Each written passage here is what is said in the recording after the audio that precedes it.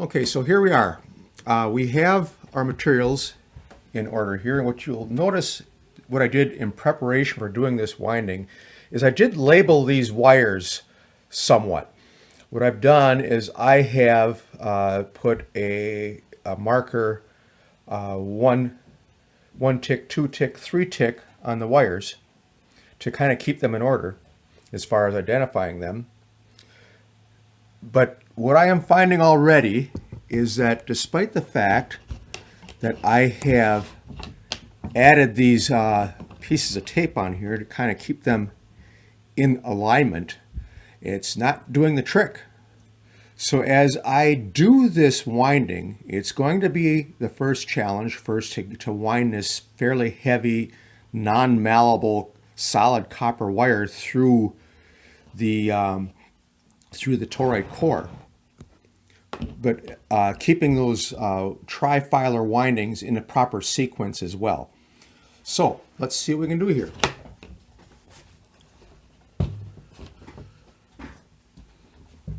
What I have are some very colorful tie wraps here that I will use to try and keep these things in place, these wires in place as I go through.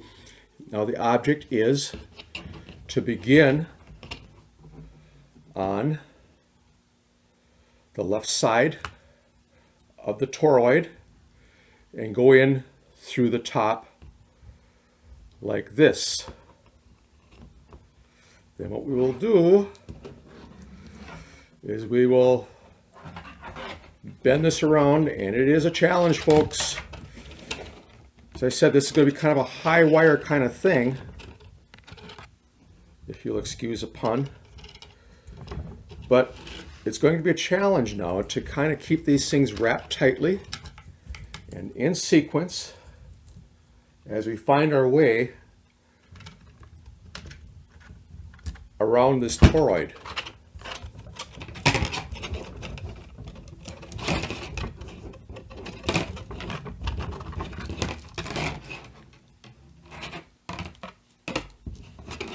And there we have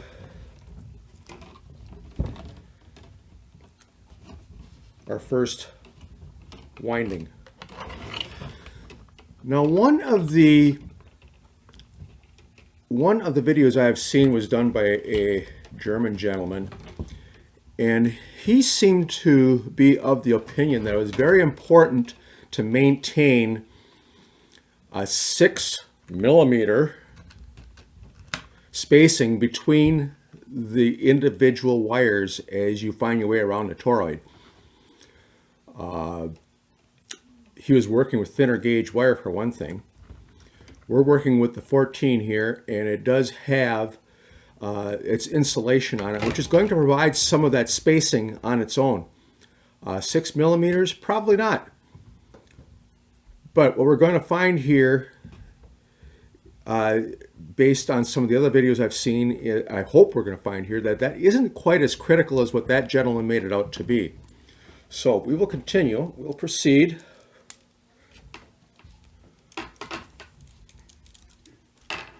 As you can see, these guys are all kind of slipping here, so their usefulness is brought into question now as to whether it's really necessary or even possible to even have them. Maybe I just didn't use a proper kind of tape. I used the friction tape, and I began to see that would have been probably more appropriate had I used instead a regular vinyl tape on the wires themselves to keep them in that sequence. But challenge accepted. We're going to try and keep them in line. We now have 1, 2, 3 windings. 1, 2, 3. So we're a third of the way here. There now as far as getting this bad boy wound up. And again, it is a challenge to keep these wires in the proper sequence. But so far, it appears so good. We're going to go for number 4.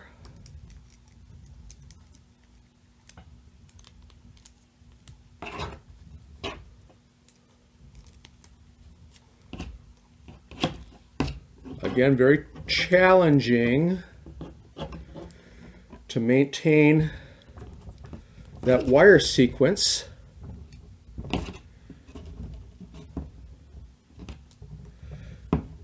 Using this pretty stiff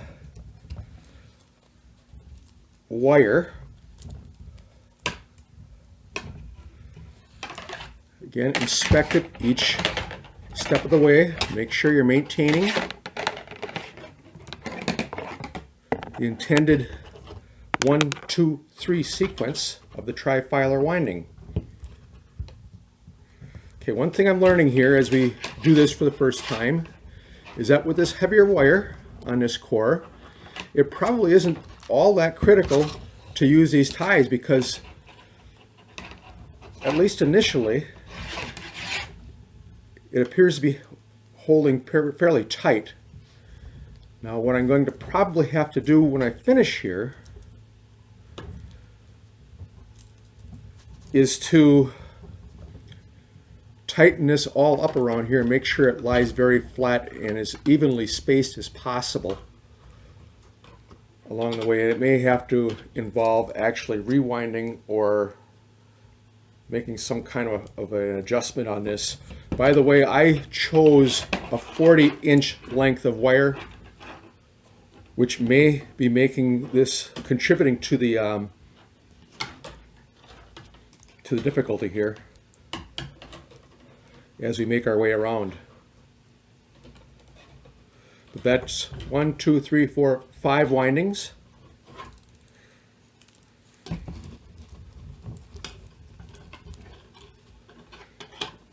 Getting ready to do number 6.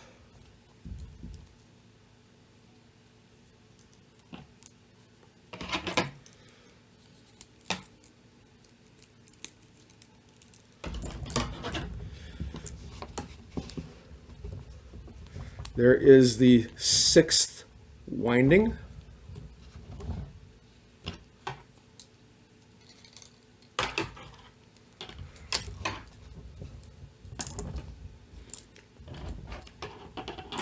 Again, doing everything we can to maintain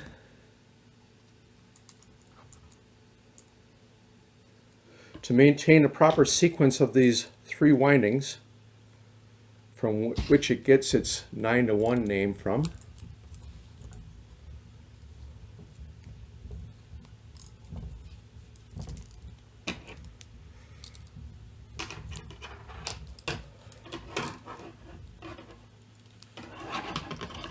One, 2, 3, 4, 5, 6, 7, and the finding here is that we may come up short, or we may come up right on the money as far as how much room we have on this toroid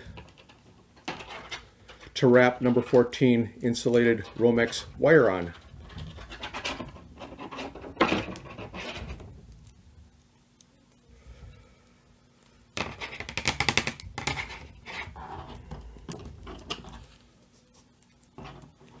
As you can see, it would appear that this tape maybe even be getting in the way. So 1, 2, 3, 4, 5, 6, 7, 8, and we will get ready for our drum roll here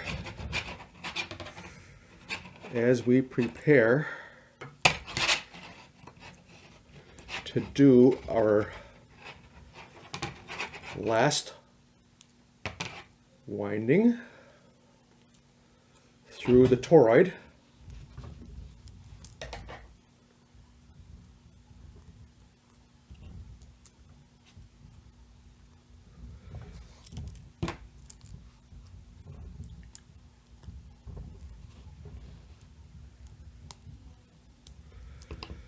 I'm sure that this is coming in and out of focus here because what I am doing is I am facing away from the old Kindle here,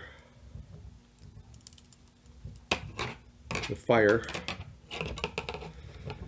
as I video this, so I cannot see what this video looks like right now. And when we do the edit, we may actually dispose of it and make another attempt after that for clarity purposes. But let me see here if I can find, there it is. Very difficult, much more difficult than I thought it would be to keep these in line because of the unworkability of these very stiff number 14 Romex type of wires. So there we have it. 1, 2, 3, 4, 5, 6, 7, 8, 9 windings. First one going in over the top, second one coming underneath. And I do believe I have been able to maintain my 1, 2, 3, 1, 2, 1, 2, 3. I will confirm that by use of a voltmeter, and we'll see how that goes. Now this is going to be a work in progress, this video.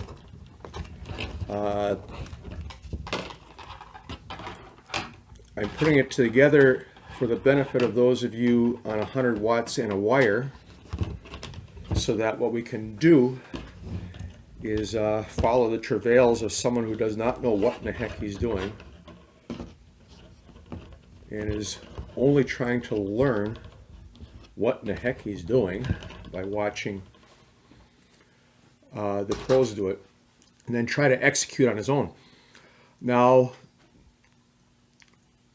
what we'll be doing with this is, off camera, is we will go through and rework this a little bit to make sure that we do have as uniform spacing between these windings, make it look as nice as possible, make sure it's anchored down very well.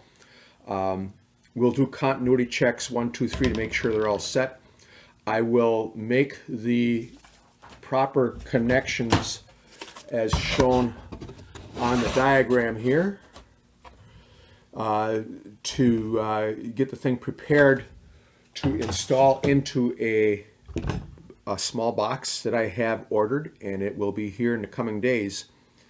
With any luck, within the next couple of weeks, we'll actually be able to complete this little project when we have all of our parts and get it installed in a box and get all the soldering done, get all the checks taken care of. Furthermore, from here on, the intention is to purchase in the coming days a Fox Delta or Delta Fox, I forget what the name of the, I think it's a Fox Delta antenna analyzer kit. We will get a 450 ohm resistor to use as a mock antenna. We will run this toroid 9-to-1 UnUn toroid auto transformer through its paces to see how it performs across a band from about 1 to 30 megahertz. And then later on in the spring, it is now April the 9th, I believe, and there's April the 8th. We will hopefully by the end of mid-May or end of May have the tower or the mast in place and prepare to put up our push-up antenna, our push-up mast, and then attach the antenna at the top, run some 450 ohm ladder line down to the bottom to a box containing this 9-to-1 UnUn, and then see how it works with the rig.